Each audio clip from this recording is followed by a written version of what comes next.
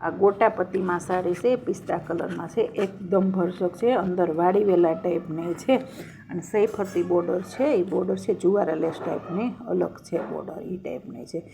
આખી ભરસક સાડી છે, તમે જોઈ શકો છો.